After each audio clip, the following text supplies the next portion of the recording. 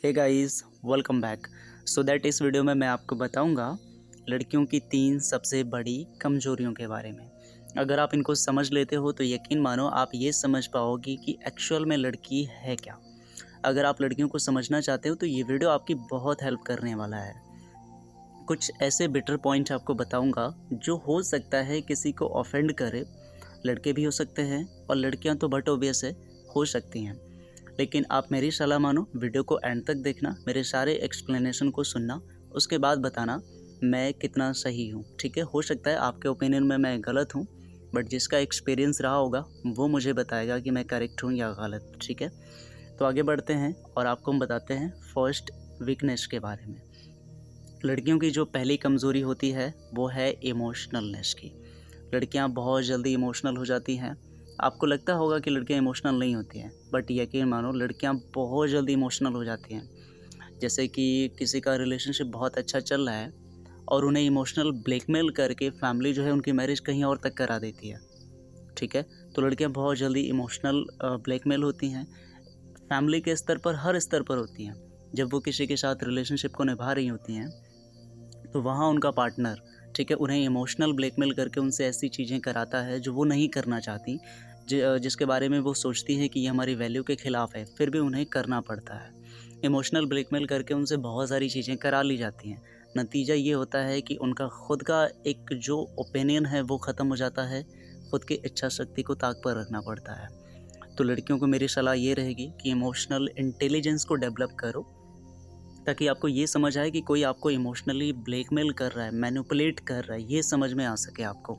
ठीक है, और लड़कों को एडवाइस ये है कि इमोशनली आप जो है लड़कियों को जितना अटैच आप कर सकते हो, बॉन्डिंग आपकी उतनी स्ट्रांग हो सकती है।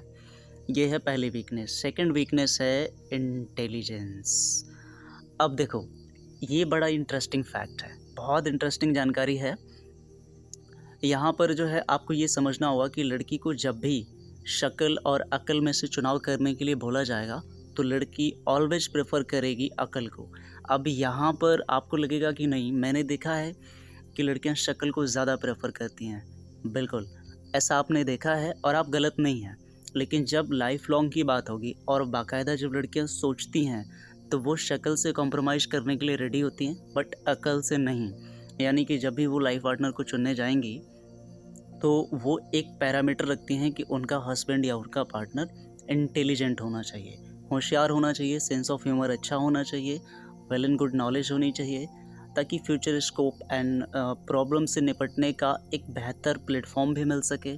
और भी बहुत चीज़ें होती हैं, तो इंटेलिजेंस को लड़कियां प्रेफर करती हैं। और आपने देखा होगा स्कूल में, जब कॉलेज लाइफ में आप थे तो वहाँ पे देखा होगा कि जो लड़के ज़्यादा आगे होते हैं, इंटेलिजेंट होते हैं, क्लास का जो टॉपर होता है, उसके पीछे लड़कियाँ पागल कैसे होती हैं, आपने ज़रूर देखा होगा। ठीक है, तो इस बात को अपने दिमाग में ज़रूर रखना।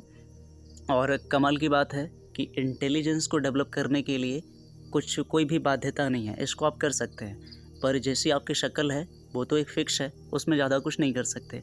तो यहाँ पर एज ले सकते हो आप, ठीक है, बढ़त हासिल कर सकते हो। अब आपको हम बताते हैं थर्ड पॉइंट के बारे में। तीसरी वीकनेस है लड़कियों की मनी।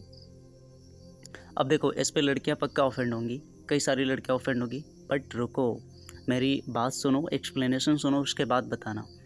देखो, यहाँ पर आपको लगेगा कि नहीं, सारी लड़कियां पैसे के पीछे नहीं भागती हैं। मैं आपको कहाँ कह रहा हूँ कि सारी लड़कियाँ भागती हैं, 100% ये सही नहीं है। लेकिन आपको ये बात समझनी होगी कि लड़कियाँ पैसों के पीछे भागती हैं, ये भी एक कड़वा सच है।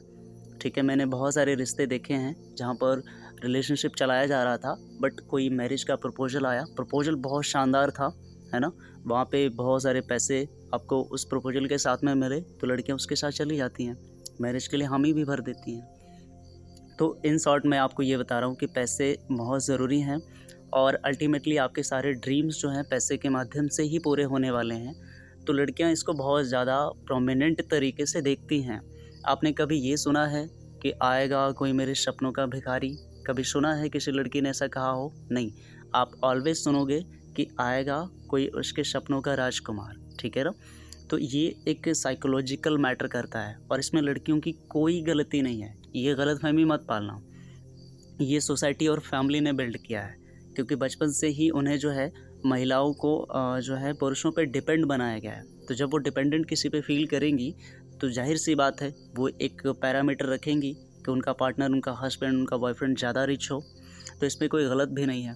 तो इन शॉर्ट में ये है कि आपको पैसे जितना हो सके उतना कमाना चाहिए, सक्सेसफुल बनना चाहिए।